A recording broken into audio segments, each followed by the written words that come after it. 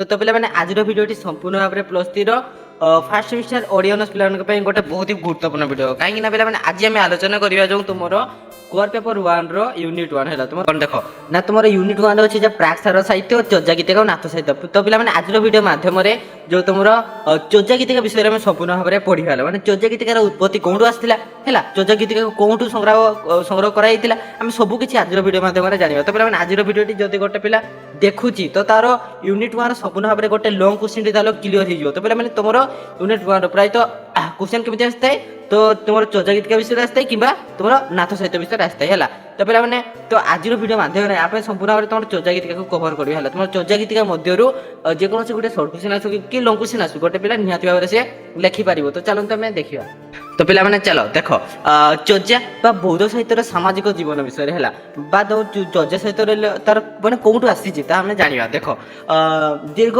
1000 वर्ष धरी ओडिशार विभिन्न राजनैतिक और सामाजिक और सांस्कृतिक उत्थान पतन भितर विभिन्न ओडिया साहित्य संभार नष्ट हो जाइथिबा खारबारंकर हाथीगुंफा शिलालेख पूर्वर बा पड़े तारपत्र लिखित साहित्य केउ रूप में थिला ता ए पर्यंत जना पड़ी नाही बुझीगला तापर देखिया हाँ तेबे नेपाल दरबार मिलता सप्तम शताब्दी तारपत्र पोथी होची यार स्वर प्राचीन निदर्शन ताहले जो तुम चर्चा चर्चा विनिश्चय जो नामक गोटे तारपत्र पोथी कौटू मिलता ना मन रख नेपाल दरबार जदि आसला केते मसीहा केते शताब्दी ना सप्तम शताब्दी है सप्तम शताब्दी तारपत्र गोटे पोथी तार नाम कौन ना चर्चा चर्चा विनिश्चय जोटा कि नेपाल मिलता है देख 1907 मसीह नेपाल दरबार चर्चा चर्चा विनिश्चय नामक तारपत्र पोथी विशिष्ट बंगीय विद्वान किए ना हरप्रसाद शास्त्री आविष्कार करते कौन चर्चा चर्चा विनिश्चय को किए आविष्कार करते ना सी हूँ गोटे बंगीय विद्वान ता नाम कौन ना हरप्रसाद शास्त्री है हरप्रसाद शास्त्री यही चर्चा चर्चा विनिश्चय को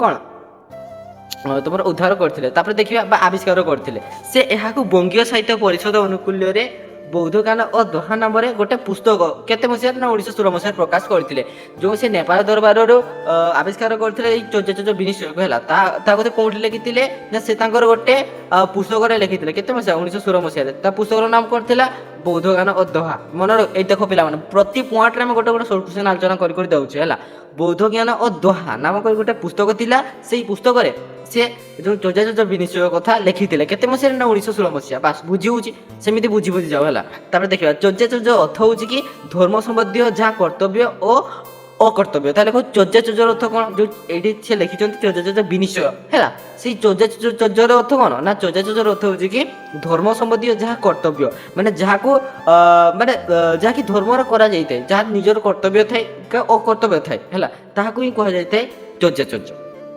तापर देख चर्चा कवि और चर्चा कविता तांत्रिक बौद्ध धर्म प्रधान प्रशाखा ताले आमर प्रधान प्रशाखा को माने चर्चा कवि माने एवं चर्चा कविता माने है जो तांत्रिक बौद्ध धर्म से प्रधान प्रशाखा शाखा है वज्रजान और सहजजान संपर्कित वज्रजान और सहजजान तो पे यहीटा तुम मन रखा तो देख कारण चर्चा कविकर यही दुई धर्म प्रचार करते क्यों धर्म गोटे है वज्रजान आ गोटे सहजजान बुझीगला देन चर्चा चर्चा विनिश्चय संकलित कविता गुड़िकर दुईटी अर्थ रही गोटे हूँ लौकिक अन्यटी हूँ परमार्थिक अर्थ ताहले कौन बुझीगला तब देखो तेणु यार संस्कृत टीकार यही भाषा को सांध्य भाषा बोली कह जाए कौन या संस्कृति कौन कह जाए ना संस्कृति यहाँ को सांध्य भाषा बोली कह जाए प्रकृत परमार्थिक अर्थ को चिंता करी ठीक करने को निर्देश देते आश्चर्य चर्चा चर्चा ग्रंथ है केते जन ना देखो 23 जन वज्रजान और सहजजान सिद्धाचार्य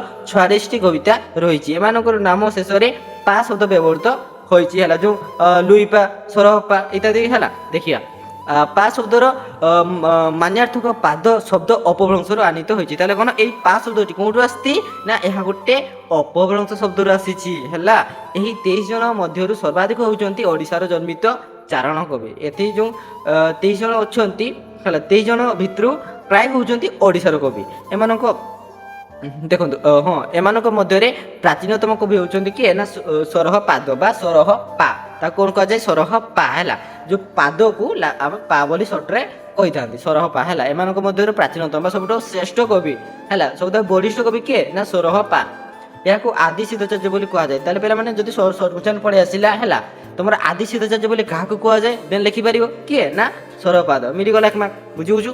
ତ ଏମିତି ତମର ସର୍ଟ କ୍ୱେଶ୍ଚନ୍ ଆସିବ। ଏମାନଙ୍କ ଭିତରୁ ପ୍ରସିଦ୍ଧ କବି ହେଉଛନ୍ତି କିଏ କାହ୍ନୁପାଦ। କାହ୍ନୁପାଦ ହେଉଛନ୍ତି ପ୍ରସିଦ୍ଧ କବି। ତ ପିଲାମାନେ ଯଦି ଏକ୍ଜାମ୍ ଆସିଲା ପ୍ରସିଦ୍ଧ କବି କିଏ ନା କ'ଣ ଲେଖିବ କାହ୍ନୁପାଦ ହେଲା।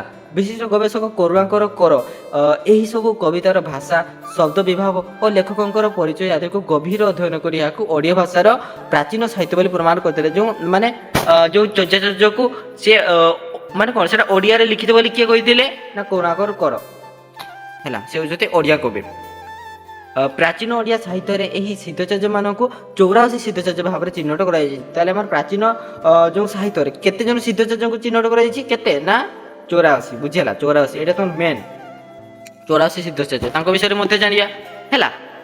ଦେଖ ତୁମର ଏହି 84 ସିଦ୍ଧଚାର୍ଯ୍ୟଙ୍କ ମଧ୍ୟରୁ କିଏ କିଏ ମତ୍ସ୍ୟେନ୍ଦ୍ର ନାଥ ଦେନ୍ ଗୋରେଖନାଥ ଲୁଇପା ତା ସହିତ ହାଡ଼ିପା କାହ୍ନୁପା ଶବରୀପା ଆଦି ହେଉଛନ୍ତି ସର୍ବାଧିକ ଲୋକପ୍ରିୟ ଆଚାର୍ଯ୍ୟ ବା ଯେଉଁଟା ପପୁଲାର ଥିଲେ ସେମାନେ ହେଲା। ଏହି ସିଦ୍ଧାଚାର୍ଯ୍ୟ ଗଣ କେବଳ ତତ୍କାଳୀନ ଓଡ଼ିଆ ଭାଷା ପାଇଁ ନୁହେଁ ବରଂ ସଂସ୍କୃତ ଭାଷାରେ ବିଭିନ୍ନ ତନ୍ତ୍ର ହେଲା ଆଉ କ'ଣ ତନ୍ତ୍ର ଯୋଗ ବିଷୟକ ବହୁ ଗ୍ରନ୍ଥ ସେମାନେ ରଚନା କରିଥିଲେ। ସେଥିମଧ୍ୟରୁ କେତେକ ତିବ୍ଦତ ଭାଷାରେ ମଧ୍ୟ ଅନୁବାଦ ହୋଇଥିବାର ଜଣା ପଡ଼ିଥାଏ। ତାପରେ ଦେଖ ସପ୍ତମ ଶତାବ୍ଦୀ ବେଳକୁ ଓଡ଼ିଶାର ରାଜନୈତିକ ଦିଗ ସ୍ଥିରତାକୁ ଗତି କରିଥିଲା। ଉତ୍କୃଷ୍ଟ ନାଗରିକ ଜୀବନଯାପନ ପାଇଁ ସ୍ଥିର ଶାସନ ଓ ସୁଦୃଢ଼ ଅର୍ଥନୀତିର ଆବଶ୍ୟକ ଥିବାରୁ ଏହି ସମୟରେ ଓଡ଼ିଶା ମାଟିରେ ଉଭୟ ଦିଗରେ ପରିପୂର୍ଣ୍ଣତା ଲାଭ କରିଥିଲା। ଫଳରେ ସାମାଜିକ ଜୀବନ ଅତି ବ୍ୟବସ୍ଥିତ ଓ ପାରସ୍ପରିକ ସହଯୋଗ ଭିତ୍ତି ଉପରେ ପ୍ରତିଷ୍ଠିତ ହୋଇଥିଲା। ବିଶେଷ କରି ଏହି ସମୟର ଧର୍ମାଚାର ସମାଜ ଜୀବନକୁ ବେଶ ପ୍ରଭାବିତ କରିଥିଲା ଯାହାର ପ୍ରମାଣ ଏହି ସମୟର ଯେଉଁ ସମନ୍ୱୟବାଦୀ ଧର୍ମ ପ୍ରଚାରରୁ ନିଆଯାଇପାରେ। ଏହି ସମୟରେ ସବୁଠାରୁ ଲୋକପ୍ରିୟ ବା ଯେଉଁ ପପୁଲାର ସାହିତ୍ୟ ଭାବରେ ପରିଚିତ ଚର୍ଯ୍ୟା କବିତା ଧର୍ମ ପ୍ରଚାର କରିବା ପାଇଁ ଲେଖାଯାଇଥିବାରୁ ସ୍ତର ବିଶେଷରେ ଦୃଷ୍ଟାନ୍ତ ରୂପରେ ତତ୍କାଳୀନ ଓଡ଼ିଆ ସମାଜରେ ପୂର୍ଣ୍ଣାଙ୍ଗ ଚିତ୍ର ସହିତ ଓଡ଼ିଶାର ଜନଜୀବନର ପ୍ରମୁଖ ଜୀବନଚର୍ଯ୍ୟା ଦେଖିବାକୁ ମିଳିଥାଏ। ସେଥିରେ ଯେଉଁ ପପୁଲାର ଥିଲା ହେଲା ବା ଲୋକପ୍ରିୟ ଥିଲା ଯେଉଁ ଚର୍ଯ୍ୟା କବିତା ଯାହାକି ଚର୍ଯ୍ୟା କବିତାକୁ ନିଜର ବୋଲି ଦାବି କରୁଥିବା ଅନ୍ୟ ଭାଷାଭାଷୀଙ୍କର ସାମାଜିକ ଜୀବନଠାରୁ ପୃଥକ ଥିବାରୁ ଏହା ମଧ୍ୟ କବିଙ୍କୁ ଓଡ଼ିଶାବାସୀ ବୋଲି ପ୍ରମାଣିତ କରୁଛି। ତାହେଲେ କ'ଣ ଏଇ ଯେଉଁ ଯେତେବେଳେ ଯାହାର ପପୁଲାର ବଢ଼ିଗଲା କାହାର ଏଇ ଚର୍ଯ୍ୟା ଗୀତିକାର ସେତେବେଳେ ଅନେକ ସାରା କବି ସେମାନେ କିଏ କହୁଛନ୍ତି ଚର୍ଯ୍ୟା ଗୀତିକା ଆମର ଓଡ଼ିଆରେ କିଏ କହୁଛି ଚର୍ଯ୍ୟା ଗୀତିକା ଆମର ବିହାରୀ ଭାଷାରେ କିଏ କହୁଛି ଚର୍ଯ୍ୟା ଗୀତିକା ବଙ୍ଗାଳୀରେ କିଏ କହୁଛି ତାମିଲରେ ସେଇ ପୁରା ଚର୍ଯ୍ୟା ଗୀତିକାକୁ ସମସ୍ତେ ଛଣାରା ପ୍ରାୟ ହେଲା ସେଇ ସମୟରେ ଦେଖିବା ବହୁତ ଇଣ୍ଟରେଷ୍ଟିଂ ଅଛି ହେଲା। ତୁମର ବିରୂପପାଦଙ୍କର ଏହି କବିତାରେ ଶୁଣ୍ଢିଆଣି ମଦ ବିକିବା ପ୍ରସଙ୍ଗ ଉଲ୍ଲେଖ ରହିଛି। ଏହା ହେଉଛି ଓଡ଼ିଶାରେ ବାସ କରୁଥିବା ଶୁଣ୍ଢି ନାମକ ଏକ ସ୍ୱତନ୍ତ୍ର ଜାତିକୁ ବୁଝାଇଥାଏ। ଆମ ଓଡ଼ିଶାରେ ବାସ କରନ୍ତି ଶୁଣ୍ଢି ସମ୍ପ୍ରଦାୟ ହେଲା। ସେଠି କ'ଣ ଲେଖା ଥିଲା ନା କବିତାରେ ଦେଖନ୍ତୁ ଶୁଣ୍ଢିଆଣି ମଦ ବିକିବା ପ୍ରସଙ୍ଗ ଲେଖା ଥିଲା। ଏହାଙ୍କର କୌଳିକ ବୃତ୍ତି ହେଲା କି ମଦ ବିକିବା। ସେହିପରି କାହ୍ନୁପାଦଙ୍କର କବିତାରେ ନଗର ବାହାରେ ଡମ୍ବି ତୋହର କୁଡ଼ିଆ ଏହା କିଏ ଲେଖିଛନ୍ତି ନା କାହ୍ନୁପା ଲେଖିଛନ୍ତି। କ'ଣ ନଗର ବାହାରେ ଡମ୍ବି ତୋହର କୁଡ଼ିଆ ଅର୍ଥାତ୍ ଡୋମ ନାମକ ଗୋଟେ ଯେଉଁଟାକି ନିଚ ଜାତିର ଗୋଟେ ନିଚ ଜାତି ହେଲା ନଗର ବା ଗ୍ରାମର ଶେଷ ମୁଣ୍ଡରେ ବାସ କରୁଥିବା କଥା କୁହାଯାଇଛି ଯାହା ଆଜି ମଧ୍ୟ ଦେଖିବାକୁ ମିଳିଥାଏ। ପୁଣି ଏହି ଡୋମରେ ବାଉଁଶ ବାଛିଆ ଟୋକେଇ ତା ସହିତ ଚାଙ୍ଗୁଡ଼ା କୁଲା ଆଦି ବୁଣିବା ଭଳି ଚର୍ଯ୍ୟାର ଡମରେ ଏହି କାମ କରିଛନ୍ତି। ତାପରେ ଦେଖିବା ଦେଖ କାହ୍ନୁପାଦ ନିଜକୁ କାପାଳିକ ଯୋଗୀ ଭାବରେ ବର୍ଣ୍ଣନା କରିଛନ୍ତି। କାହ୍ନୁପାଦଙ୍କର କାପାଳିକା ବେଶ ବର୍ଣ୍ଣନା ଭସ୍ମ ବିଲେପିତ ଶରୀର କର୍ଣ୍ଣରେ କୁଣ୍ଡର ପାଦରେ ଘଣ୍ଟା ହେଲା ନୂପୁର ଇତ୍ୟାଦି ସହିତ ଲାଉଧରରେ ବାଦ୍ୟ ତିଆରି କରି ଗୀତ ବୋଲି ବଜାଇବା ଇତ୍ୟାଦି କଥା ମଧ୍ୟ ବର୍ଣ୍ଣିତ ଅଛି। ଡମିମାନଙ୍କର ଦୋହାରେ କ'ଣ ଥିଲା ନା କଉଡ଼ି ବଡ଼ି ଦେଇ ଡଙ୍ଗା ପାର ହେବା କଥା ସେ ସମୟର ଓଡ଼ିଶାର କଉଡ଼ି ମୂଲ କଡ଼ି ହିସାବରେ କାରବାର ହେଉଥିବା କଥା ସୂଚାଇଥାଏ। ତାପରେ ଦେଖ ଆମର ଭୁସୁକପାଦଙ୍କ ବିଷୟରେ ଆମେ ଜାଣିବା। ଦେଖ କବିତାରେ ଅନ୍ଧାର ରାତିରେ ମୂଷା ଶୀଘ୍ରକାତ କରି ପକାଉଥିବା ଏହାକୁ ମାରିଦେବା ପାଇଁ କୁହାଯାଇଛି। ବଙ୍ଗଳାରେ ମୂଷାକୁ କ'ଣ କୁହାଯାଇଥାଏ ନା ଇନ୍ଦୁର କୁହାଯାଉଥିବାରୁ ଉକ୍ତ କବିତା ଓଡ଼ିଆ ଭାଷାରେ ରଚିତ ବୋଲି ପ୍ରମାଣ କରେ। ଶବରପାଦଙ୍କର ଦୋହାରେ ଓଡ଼ିଶାର ଆଦିବାସୀ ଶବରମାନଙ୍କର ସ୍ପଷ୍ଟ ଚିତ୍ର ଦେଖିବାକୁ ମିଳିଥାଏ। ଉଚ୍ଚ ପର୍ବତ ଉପରେ ଶବରଣୀ ଗୁଞ୍ଜରମାଳି ଓ ମୟୂର ପିନ୍ଧିଛନ୍ତି। ଶବରୁଣୀ କାନରେ ବ୍ରଜକୁଣ୍ଡର ପିନ୍ଧିଛି। ଶବରପାଦଙ୍କର ଅନ୍ୟ ଏକ ଦୋହାରେ ତୈଲା ବାଡ଼ିରେ କପା ଚାଷର ବର୍ଣ୍ଣନା ପ୍ରଦତ୍ତ ହୋଇଛି। ତୈଲା ବା କ'ଣ ତଳିଆ ବାଡ଼ିରେ କପା ଫୁଲ ଫୁଟିବା ଓ ବଣ ଭିତରେ କାଙ୍ଗୁଚିନା ଫଳ ପାଚିବା ଦେଖି ସବଳ ସବରଣୀଙ୍କର ମନ ଆନନ୍ଦରେ ମାତି ଉଠିଛି।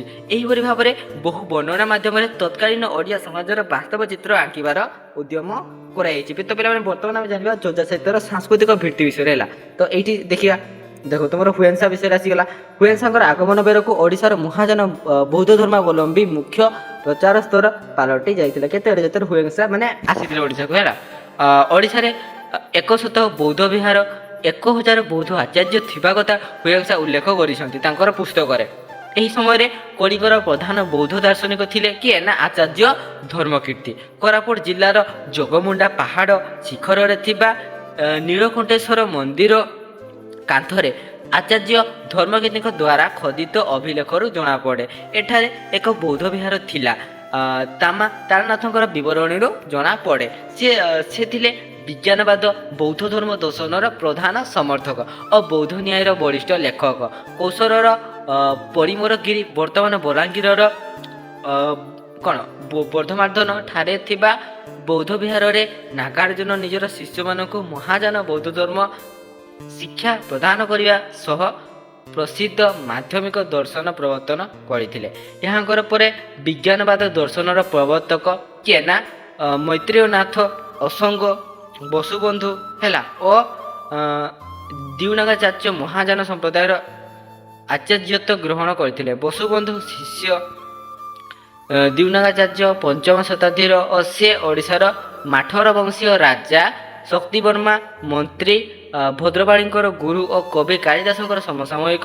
ମେଘଦୂତ କାବ୍ୟ ପୂର୍ବମେଘ ଶ୍ଲୋକ ହେଲା ଶ୍ଲୋକ ନମ୍ବର 14 ଡେଲାଙ୍କ ନିକଟସ୍ଥ ଭୌରଶୈର ବିହାରଠାରେ ଅବସ୍ଥାନ କରୁଥିବା ବେଳେ ପ୍ରସିଦ୍ଧ ପ୍ରମାଣ ସମୁଚ୍ଚୟ ଗ୍ରନ୍ଥ ପ୍ରଣୟନ କରି ବୌଦ୍ଧ ନ୍ୟାୟର ଦୃଢ଼ ଭିତ୍ତି ସ୍ଥାପନ କରିଥିଲେ।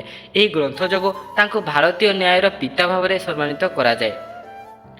ଇର୍ସିଙ୍କର ମତରେ ଦିଉନାଗ ବୌଦ୍ଧ ନ୍ୟାୟର ଯେଉଁ ଭିତ୍ତି ପ୍ରସ୍ତୁତ କରିଥିଲେ ତାହାକୁ ଧର୍ମକୀର୍ତ୍ତି ନିଜର ରଚିତ ନ୍ୟାୟବିନ୍ଦୁ ଗ୍ରନ୍ଥ ଦ୍ୱାରା ବିକଶିତ କରିଥିଲେ। ଧର୍ମକୀର୍ତ୍ତିଙ୍କର ପ୍ରଚାରିତ ଦର୍ଶନ ତତ୍ତ୍ୱକୁ ଭିତ୍ତି କରି ଆଧୁନିକ କୋରିଆ ଓ ଜାପାନର ବୌଦ୍ଧ ଦର୍ଶନ ଗଠିତ ହୋଇଥିଲା, ଯାହା ଏବେ ସେଠାରେ ପ୍ରଚଳିତ ଅଛି। ଏହାପରେ ଓଡ଼ିଶାରେ ଜନ୍ମ ନିଏ ବୌଦ୍ଧ ଧର୍ମର ନୂତନ ରୂପ, ଯେମିତିକି କ'ଣ ଗୋଟେ ହେଲା ବଜ୍ରଯାନ ଆଉ ଗୋଟେ ସହଜଯାନ ଆଉ ଗୋଟେ କାଳଚକ୍ର ଯାନ।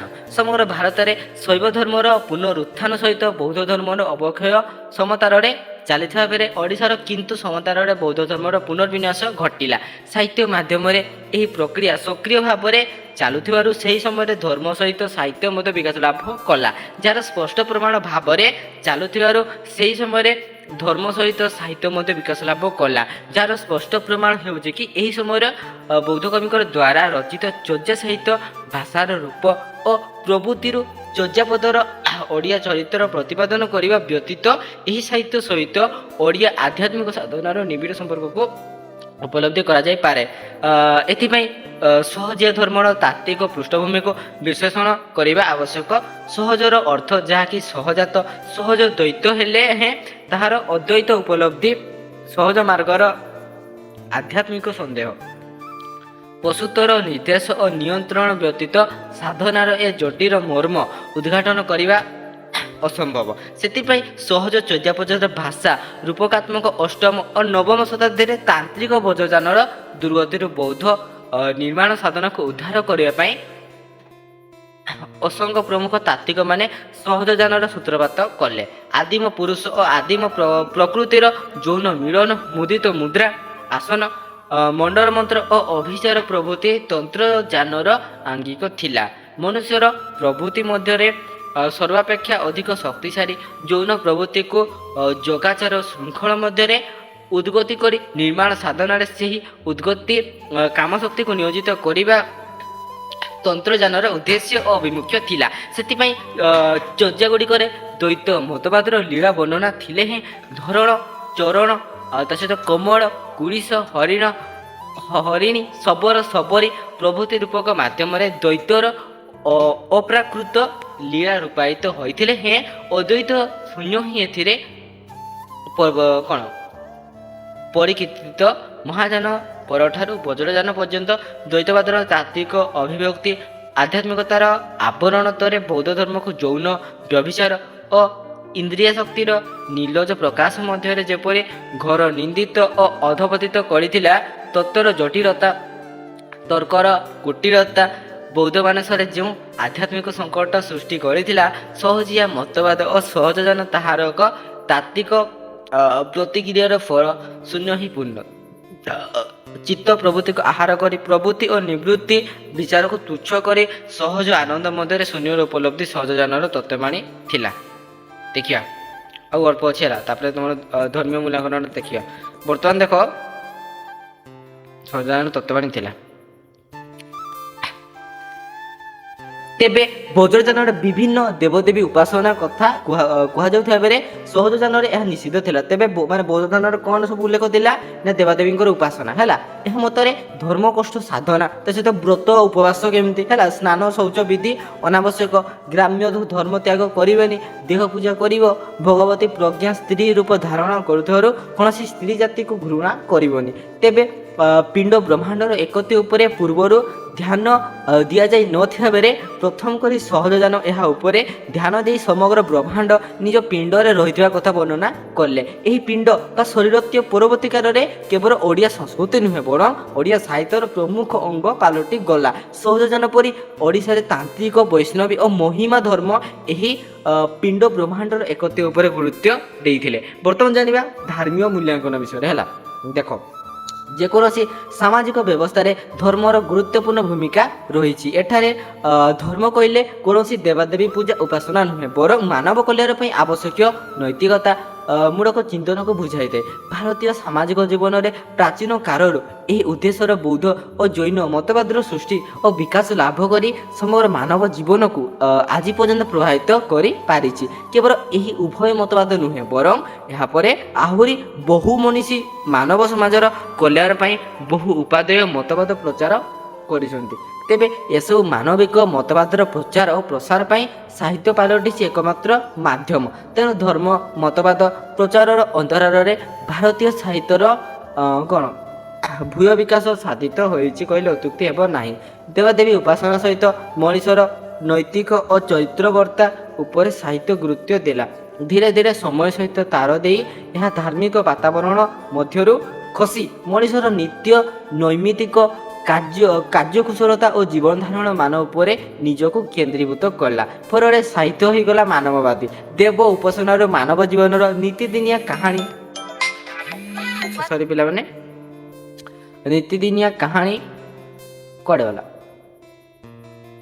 ସମୟ ସହିତ ତାର ଦେଇ ଧାର୍ମିକ ବାତାବରଣ ନୈତିକ କାର୍ଯ୍ୟ ଜୀବନ ଧାରଣ ଉପରେ ନୈତିକତା କେନ୍ଦ୍ରୀଭୂତ କଲା। ଫଳରେ ସାହିତ୍ୟ ହୋଇଗଲା ମାନବବାଦୀ।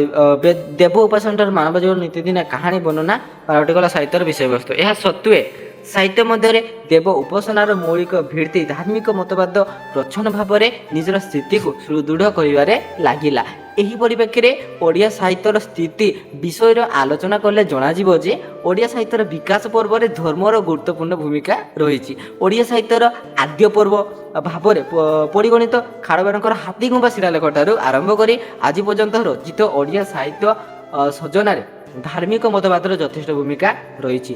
ବିଶେଷ କରି ଓଡ଼ିଆ ସାହିତ୍ୟର ରୂପ ଓ ଭିତ୍ତି ପରିବର୍ତ୍ତନରେ ଓଡ଼ିଶାର ପ୍ରଚଳିତ ବିଭିନ୍ନ ଧର୍ମଧାରା ଯଥା ଜୈନ, ବୌଦ୍ଧ, ନାଥ, ଶାକ୍ତ, ବୈଷ୍ଣବ ଆଦି ଧର୍ମର ଗୁରୁତ୍ୱପୂର୍ଣ୍ଣ ପ୍ରଭାବ ଦେଖିବାକୁ ମିଳେ। ଆଲୋଚନା ପ୍ରସଙ୍ଗ କ୍ରମେ ଏସବୁର ସଂକ୍ଷିପ୍ତ ଅନୁଶୀଳନ ନିମ୍ନରେ ପ୍ରଦାନ କରାଗଲା। ତ ପିଲାମାନେ ଭିଡ଼ିଓଟି ଟିକେ ବଡ଼ ହେଇଥାଇପାରେ, ତ ତଥାପି ମୁଁ ଭାବୁଛି ତୁମମାନେ ଦେଖିବା ତମର ନିହାତି ଭାବରେ ତମର ମନେ ପଡ଼ିବ। ତେଣୁକରି ମୁଁ ଭାବୁଛି ତମର କ'ଣ ମାନେ ଛୋଟ ଛୋଟ କ୍ଲାସ୍ ଗୁଡ଼ିକ ଆମେ କରିବାନି, ଡାଇରେକ୍ଟ ତମର ଗୋଟେ ବଡ଼ ଭିଡ଼ିଓ କରିବା ଯେଉଁଥିରେ କି ତମର ସବୁ ଗୁଡ଼ିକ ରଖିବା ହେଲା। ତ ତେଣୁକରି ଟିକେ ଭିଡ଼ିଓଟା ବଡ଼ ହେଇଥାଇପାରେ। ତ ତଥାପି କିଛି ନାହିଁ, ଦେଖନ୍ତୁ ଟିକେ ହେଲା। ଶିଳାଲେଖ ସାହିତ୍ୟର ପରବର୍ତ୍ତୀ ସାହିତ୍ୟ ହେଉଛି ତାଳପତ୍ର ସାହିତ୍ୟ। ଏପର୍ଯ୍ୟନ୍ତ ଆବିଷ୍କୃତ ତାଳପତ୍ର ସାହିତ୍ୟର ପ୍ରାଚୀନ ରୂପ ଦେଖିବାକୁ ମିଳିଥାଏ କୋଉଠି ନା ଚର୍ଯାପଦ ଗୁଡ଼ିକରେ, ଯାହାକି ବୌଦ୍ଧ ଆଚାର୍ଯ୍ୟମାନଙ୍କ ଦ୍ୱାରା ରଚିତ ହୋଇଥାଏ। କିଏ ଲେଖିଛନ୍ତି ନା ବୌଦ୍ଧ ଆଚାର୍ଯ୍ୟମାନେ। ତେବେ ଏହି ସାହିତ୍ୟ ରଚନା ପଛରେ ଅନ୍ୟାନ୍ୟ କାରଣ ଭଳି ଧାର୍ମିକ କାରଣ ମଧ୍ୟ ଗୁରୁତ୍ୱପୂର୍ଣ୍ଣ ଭୂମିକା ନିର୍ବାହ କରିଥିଲା। ଏହି ସମୟ ବେଳକୁ ସମଗ୍ର ଭାରତରେ ଧାର୍ମିକ ସମ୍ପ୍ରଦାୟ ମଧ୍ୟରେ ଦେଖା ଦେଇଥିବା ବିଭେଦ ଚରମ ସୀମାରେ ପହଞ୍ଚି ସାରିଥିବା ବେଳେ ଓଡ଼ିଶାରେ କିନ୍ତୁ ଭୌମ ଯୁଗରେ ତାନ୍ତ୍ରିକ ବୌଦ୍ଧ ଧର୍ମ, ପଶୁପାତ, ତା ସହିତ ଲୋକୋଡ଼ିଶ ମତବାଦ ଏବଂ ମର୍ତ୍ତମୟୂର ସମ୍ପ୍ରଦାୟକୁ ନେଇ ଏକ ମିଶ୍ରିତ ଧର୍ମନୀତି ସ୍ଥାପନ କରିବା ପାଇଁ ଉଦ୍ୟମ କରାଯାଇ ଥିଲା। ସେହିପରି ଦେଖନ୍ତୁ ଭୌମକର ବଂଶୀ ରାଣୀଗର ଶୈବ ଉପାସନା ଉପରେ ଗୁରୁତ୍ୱ ଦେଉଥିବାରୁ ଏହି ମିଶ୍ରିତ ଧର୍ମନୀତିର ଆବଶ୍ୟକତା ଦେଖାଦେଲା। ଫଳରେ ଶୈବ ଧର୍ମକୁ ବୌଦ୍ଧଯାନ ଓ ତାନ୍ତ୍ରିକ ବୌଦ୍ଧ ଧର୍ମର ରୂପାନ୍ତର ଭାବରେ ସ୍ୱୀକାର କରାଯାଇ ମହାଯାନୀ ବୌଦ୍ଧ ଧର୍ମର ଧାରଣା ମନ୍ତ୍ର ଇଏ ଧର୍ମ ହେତୁ ପ୍ରଭବାହା ଶିବ ମନ୍ଦିର ଗାତ୍ରରେ ଉତ୍କୀର୍ଣ୍ଣ କରାଗଲା। ବର୍ତ୍ତମାନ ଦେଖ ହେଲା ଏହି ସମୟରେ ଧର୍ମ ଉପାସନା ପାଇଁ ଧର୍ମପୀଠ ଓ ମନ୍ଦିର ଓ ବିହାର ନିର୍ମାଣ ଏବଂ ଏହାର ପ୍ରଚାର ପ୍ରସାର ପାଇଁ ସାହିତ୍ୟ ରଚନାକୁ ଗୁରୁତ୍ୱ ଦିଆଗଲା। ସଂକ୍ଷେପରେ କହିବାକୁ ଗଲେ ଉତ୍କଳୀୟ ପୁଣ୍ୟ ମାଟିର ଏହି ମହାର୍ଘ ସାଂସ୍କୃତିକ ଭିତ୍ତିଭୂମି ଉପରେ ଠିଆ ହୋଇଥିଲା ଦୁଇଟି ଯୁଗାନ୍ତକାରୀ ଅକ୍ଷୟ କୀର୍ତ୍ତି।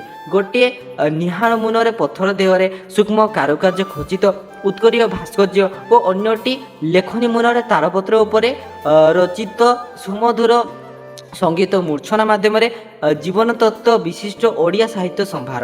ବୌଦ୍ଧ ଚର୍ଯ୍ୟା କବିଙ୍କ ଦ୍ୱାରା ରଚିତ ଚର୍ଯ୍ୟା କବିତା ଗୁଡ଼ିକ ଏହାର ଦୃଷ୍ଟାନ୍ତ ମାତ୍ର।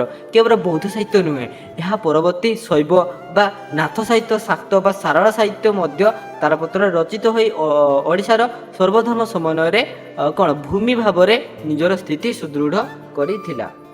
ବର୍ତ୍ତମାନ ଦେଖନ୍ତୁ ପିଲାମାନେ ଆମେ ଆଲୋଚନା କରିବା ଚର୍ଯ୍ୟା ବା ବୌଦ୍ଧ ସାହିତ୍ୟର ଧାର୍ମିକ ମୂଲ୍ୟାଙ୍କନ ବିଷୟରେ ହେଲା। ଧର୍ମ ଓ ସାହିତ୍ୟ ପରସ୍ପର ପ୍ରତି ନିର୍ଭରଶୀଳ ହେଲା। ଧର୍ମ ଉପରେ ସାହିତ୍ୟ ନିର୍ଭରଶୀଳ ଏବଂ ସାହିତ୍ୟ ଉପରେ ଧର୍ମ ନିର୍ଭରଶୀଳ। ଧର୍ମର ବହୁର ପ୍ରଚାର ଓ ପ୍ରସାର ପାଇଁ ଲୋକ ବୁଝିବା ଭଳି ଢଙ୍ଗରେ ସାହିତ୍ୟ ରଚନା ପ୍ରତ୍ୟେକ ଧାର୍ମିକ ମତବାଦର ମୂଳ ଲକ୍ଷ୍ୟ ଥିବାବେଳେ ଧର୍ମ ମାଧ୍ୟମରେ ନିଜର କଳେବର ବିଷୟବସ୍ତୁ ଲେଖକୀୟ ଶୈଳୀ ଭାଷା ଆଦିରେ ପରିବର୍ତ୍ତନ ଆଣି ସାହିତ୍ୟ ନିଜର ଗତିକୁ ଚଳଚଞ୍ଚଳ କରିଥାଏ। ଫଳରେ ଭାଷା ସମୃଦ୍ଧ ସ୍ଥାୟୀ ହୁଏ। ତେଣୁ ଗୋଟିଏ ଜାତିର ଭାଷା ଓ ସାହିତ୍ୟ ସମୃଦ୍ଧି ପାଇଁ ଧର୍ମର କିଛି ଭୂମିକା ରହିଛି। କିନ୍ତୁ ଏହି ଧର୍ମ ଅନ୍ୟ କେଉଁଠୁ ଆମଦାନୀ ହୋଇ ଆସିବା ଅପେକ୍ଷା ସେହି ଜାତିର ମାଟି ଉପରେ ସୃଷ୍ଟି ବିକାଶ କିମ୍ବା ପରିବର୍ଦ୍ଧିତ ହୋଇଥିବା ଆବଶ୍ୟକ ହୋଇଥାଏ। ଏହି ଦୃଷ୍ଟିକୋଣରୁ ଓଡ଼ିଶା ମଧ୍ୟ ପଛରେ ପଡ଼ିନାହିଁ। ଧାର୍ମିକ କ୍ଷେତ୍ରରେ ଓଡ଼ିଶାର ସର୍ବପ୍ରଥମ ଗୌରବାବହ ପରିଚୟ ହେଉଛି କଳିଙ୍ଗବାସୀଙ୍କର ପୂର୍ଣ୍ଣ ସହଜଯାନରେ ଲୁପ୍ତପ୍ରାୟ ବୌଦ୍ଧ ଧର୍ମ। କଳିଙ୍ଗ ଯୁଦ୍ଧ ପରେ ସମଗ୍ର ଭାରତ ସମେତ ଦକ୍ଷିଣ ପୂର୍ବ ଉତ୍ତର ଏସିଆର ପୁନଃ ସ୍ଥାପିତ ହେବା। ଏହାପରେ ଜୈନ ବ୍ରାହ୍ମଣ ହେଲା ଗାଣପତ୍ୟ ଶାକ୍ତ ଶୈବ ଧର୍ମର ପ୍ରଚାର ଏବଂ ପ୍ରସାର କ୍ଷେତ୍ର ଏହି ମାଟି ପାଲଟି ଯାଇଥିଲେ ମଧ୍ୟ ସପ୍ତମ ଶତାବ୍ଦୀ ବେଳକୁ ଲୋପ ପାଇବାକୁ ଯାଉଥିବା ବୌଦ୍ଧ ଧର୍ମକୁ ଜୀବନ୍ୟାସ ଦେବା ଉଦ୍ଦେଶ୍ୟରେ ସମ୍ବଳକ ବା ସମ୍ବଲପୁରର ରାଜା ଇନ୍ଦ୍ରବତୀ ଆଗେଇ ଆସିଲେ। ସେ ନିଜର ପ୍ରତିଭା ବଳରେ ଧାର୍ମିକ ପଦ୍ଧତି ଦ୍ୱାରା କଳୁଚିତ ମହାଯାନ ପନ୍ଥାରେ ସଂସ୍କାର ଆଣି ପଞ୍ଚଧ୍ୟାନୀ ବୁଦ୍ଧ ସାଧନା ପ୍ରଚଳନ କରିବା ଫଳରେ ବୌଦ୍ଧଯାନ ନାମକ ଏକ ଅଭିନବ ବୁଦ୍ଧ ପରିବାରର ଅଭ୍ୟୁଦୟ ବୌଦ୍ଧ ଧର୍ମରେ ଘଟିଲା। ବର୍ତ୍ତମାନ ଦେଖ ଆମେ ଦେଖିବା ସବୁ ବୌଦ୍ଧ ତନ୍ତ୍ରଯାନ ଭାବରେ ପରିଚିତ ବୌଦ୍ଧଯାନ ଇନ୍ଦ୍ରବତୀଙ୍କ ଦ୍ୱାରା ଆସାମ ନେପାଳ ତିବ୍ବତ ଚୀନ ପ୍ରଭୃତି ଦେଶରେ ଲୋକପ୍ରିୟ ଥିଲା। ଇନ୍ଦ୍ରବତୀ ନିଜର ଭଉଣୀ ଇନ୍ଦ୍ରବତୀଙ୍କର ଭଉଣୀ କିଏ ନା ଲକ୍ଷ୍ମୀଗରାଙ୍କୁ ଏହି ଧର୍ମରେ ଦୀକ୍ଷିତ କରିଥିଲେ ହେଲା। ଯେଉଁ ବୌଦ୍ଧ ଧର୍ମରେ ଜଣେ ନାରୀ ହୋଇ ମଧ୍ୟ ଭଗବତୀ ଲକ୍ଷ୍ମୀଙ୍କର ବଜ୍ରଯାନର ସିଦ୍ଧି ଲାଭ କରିବା ପରେ ବଜ୍ରଯାନର ଆଦର୍ଶ ତ୍ୟାଗ କରି କାୟା ସାଧନା ବା ଦେହ ପୂଜା ଭାବରେ ଗୁରୁତ୍ୱ ଦେଇଥିଲେ ଓ ସହଜଯାନ ନାମକ ନୂତନ ଧର୍ମତତ୍ତ୍ୱ ପ୍ରଚାର କରିଥିଲେ। ତାଙ୍କର ରଚିତ ଅଦ୍ୱୈତ ସିଦ୍ଧି ଗ୍ରନ୍ଥରେ ଏହି ସହଜଯାନ ଧର୍ମତତ୍ତ୍ୱ ନିହିତ ରହିଛି। ଲକ୍ଷ୍ମୀଗରାଙ୍କର ମତରେ ଜପ ତପ ପୂଜା ଧ୍ୟାନ ବଦଳରେ ମଣିଷ ଜନ୍ମ ସମୟରୁ ଥିବା ଗୁଣ ଓ ପ୍ରବୃତ୍ତିକୁ ଦମନ ନ କରି ତାର ଅଭିବୃଦ୍ଧି ବା ସମ୍ଭୋଗରେ ହିଁ ସିଦ୍ଧିଲାଭ କରିପାରିବ। ଏହା ସିଦ୍ଧିଲାଭର ସହଜ ମାର୍ଗ ହୋଇଥିବାରୁ ଏହାକୁ ସହଜଯାନ ବୋଲି କୁହାଯାଇଥାଏ। ତାହେଲେ କ'ଣ ସବୁଠାରୁ ସହଜ ମାର୍ଗ କ'ଣ ନା ସହଜଯାନ। ବିଖ୍ୟାତ ପଣ୍ଡିତ ତଥା ବିଜ୍ଞାନବାଦର ପ୍ରବକ୍ତା ନାଗାର୍ଜୁନଙ୍କର ଶୂନ୍ୟବାଦ ତତ୍ତ୍ୱକୁ ପରବର୍ତ୍ତୀ ସମୟରେ ସହଜଯାନୀ ସିଦ୍ଧାଚାର୍ଯ୍ୟଙ୍କର ସହଜ ନାମରେ ନାମିତ କଲେ। ନାଗାର୍ଜୁନଙ୍କର ମତରେ ତାହାକୁ ଶୂନ୍ୟ କହି ହେବ ନାହିଁ, ଅଶୂନ୍ୟ ମଧ୍ୟ କହିହେବ ନାହିଁ ବା ଉଭୟ ଶୂନ୍ୟ ଶୂନ୍ୟ ମଧ୍ୟ କହିହେବ ନାହିଁ। ତେଣୁ ଶୂନ୍ୟ ଅବସ୍ଥା ହେଉଛି ଏକ ନିର୍ବିକଳ୍ପ ଅବସ୍ଥା। ବ୍ରହ୍ମଙ୍କର ସ୍ୱରୂପ କ'ଣ ଅନିର୍ଣ୍ଣିତ ଓ ନିର୍ବିକଳ୍ପ ଠିକ୍ ସେହିଭଳି ସହଜକୁ କେହି ବି ବ୍ୟାଖ୍ୟା କରିବେନି କିମ୍ବା ପ୍ରକାଶ ମଧ୍ୟ କରିବେନି। ଏହା କେବଳ ସାଧକ ଗୁରୁଙ୍କର ପାଦକୁ ଆଶ୍ରୟ କଲେ ଅନୁଭବ କରିହେବ। ତନ୍ତ୍ରଗ୍ରନ୍ଥ ଗୁହ୍ୟସିଦ୍ଧି କ୍ରିୟା ସଂଗ୍ରହ ନାମ ପଞ୍ଜିକା ସରହପାଙ୍କର ଦୋହାକଷ ଆଦିରେ ଏହିପରି ଭାବରେ ସୌରଯାନର ସରଳ ବ୍ୟାଖ୍ୟା କରାଯାଇଛି। ପ୍ରାଚୀନ ଭାରତରେ ତତ୍ତ୍ୱ ଥିଲା ପିଣ୍ଡ ହିଁ ବ୍ରହ୍ମାଣ୍ଡ। ଏଥିପାଇଁ ବ୍ୟକ୍ତିର ବିକାଶକୁ ଦୃଷ୍ଟିରେ ରଖି ଶରୀର ସାଧନାରେ ମାତିଥିଲେ। ଏମାନଙ୍କର ମତରେ ତେଜରୁ ମଣିଷର ଅସ୍ଥି, ମଜ୍ଜା ଓ ବାଣୀ, ଜ୍ୱରରୁ ମୂତ୍ର, ରକ୍ତ ଓ ପ୍ରାଣ ତଥା ଅନ୍ନରୁ ମାଂସ ଓ ମନ ଉତ୍ପନ୍ନ ହୋଇଥାଏ। ତେବେ ପିଣ୍ଡ ବ୍ରହ୍ମାଣ୍ଡର ଏକତ୍ୟ ଉପରେ ପୂର୍ବରୁ ଧ୍ୟାନ ଦିଆଯାଇ ନଥିବା ବେଳେ ପ୍ରଥମ କରି ସହଜଯାନ ଏହା ଉପରେ ଧ୍ୟାନ ଦେଇ ସମଗ୍ର ବ୍ରହ୍ମାଣ୍ଡ ନିଜର ପିଣ୍ଡରେ ରହିଥିବା କଥା ବର୍ଣ୍ଣନା କଲେ। ବଜ୍ରଯାନରେ ବିଭିନ୍ନ ଦେବାଦେବୀ ଉପାସନା କଥା କୁହାଯାଉଥିବା ବେଳେ ସହଜଯାନରେ ଏହା ନିଷିଦ୍ଧ ଥିଲା। ଏହା ମତରେ ଧର୍ମ ପାଇଁ କଷ୍ଟ, ସାଧନା, ବ୍ରତ, ଉପବାସ, ସ୍ନାନ, ଶୌଚବିଧି ଅନାବଶ୍ୟକ। ଗ୍ରାମ୍ୟ ଧର୍ମ ତ୍ୟାଗ କରିବେନି, ଦେହ ପୂଜା କରିବ। ଭଗବତୀ ପ୍ରଜ୍ଞା ସ୍ତ୍ରୀ ରୂପ ଧାରଣା କରୁଥିବାରୁ କୌଣସି ସ୍ତ୍ରୀ ଜାତିକୁ ଘୃଣା କରିବେନି। ସହଜଯାନ ପରି ଓଡ଼ିଶାରେ ତାନ୍ତ୍ରିକ, ବୈଷ୍ଣବୀ ଓ ମହିମା ଧର୍ମ ଏହି ପିଣ୍ଡ ବ୍ରହ୍ମାଣ୍ଡର ଏକତ୍ୟ ଉପରେ ଗୁରୁତ୍ୱ ଦେଇଥିଲା।